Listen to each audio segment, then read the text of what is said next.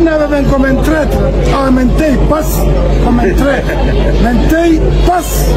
comme un traître, phénomène traître, fille au foot à Dialon Kadi, Tawe et Nder Lagine, foot à Dialon Tawe et Mamadi Doumbouya, foot à Dialon Kadi, Tawan Bao,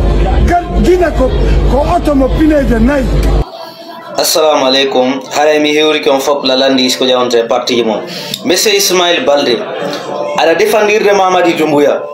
Wona fi Fouta Diallo de wonda fi défendir Mamadi Doumbouya ko intérêt ma personnel. Fi yo Fouta Diallo tawe nder juude Mamadi Doumbouya. Pourquoi?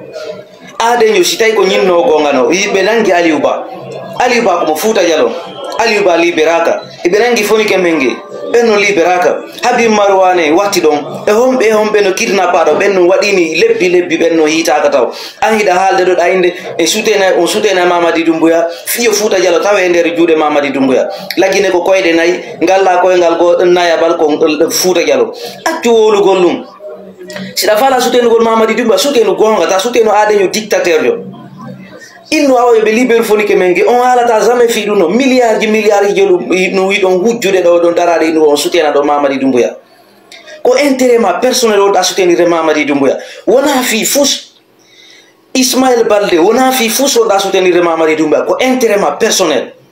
fi Fouta Diallo tawe juude Mamadi Doumbouya fi on neddo arido wudi do yeso Allah yeso Guinée fo yeso Cour suprême yeso communauté internationale o inni wona ta candidat membre be CNRD be wona ta candidat an arada darda do inna vive le général Mamadi Doumbouya on te passe mais don créer page mais te passe o soutena Mamadi Doumbouya awa soutena Mamadi Doumbouya ha yolo do nge makko himbe be ala nya ko no soutenirta goddo dictateur jo waro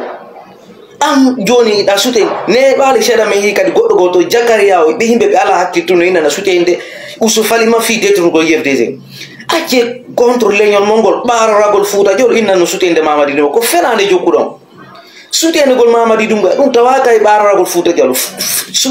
sinalum inne be yaltin foni ke menge o yo be yaltin foni ke menge be yaltin Aliou Ba yo be yaltin Billo Adjadj yo be yaltin Habib Marwan Camara kono baror to Fouta Diallo ina do soutende Mamadi Doumbouya pourquoi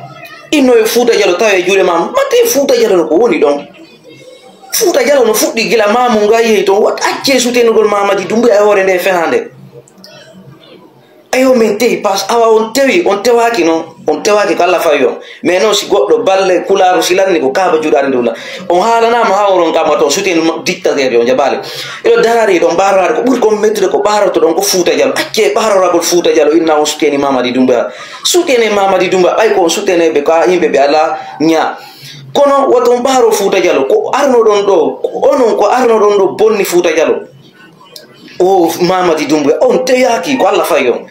mais acce soutenugol dictateur jo sifa odo sida do inno be yaltin Aliou Ba e be yaltin foni ke menge kidnappugol dum do tawa e pouvoir imbe be ala nya tuno jodi urita caméra ji inna do mais ala han onon do non de balle mais deina onon do an o Jakaria an o do an Ousmane Gawa be yimbe soutende Mamadi Doumbouya on duman o heba problème be balle do hede problème kadi mo heboton kadi on yalta sa mako kadi onon nala Guinée ñaweto do onon ko tribune spécial mo inte fi mo ngonon ko tribune spécial mo inte fi mo ngonon à très bientôt for their image.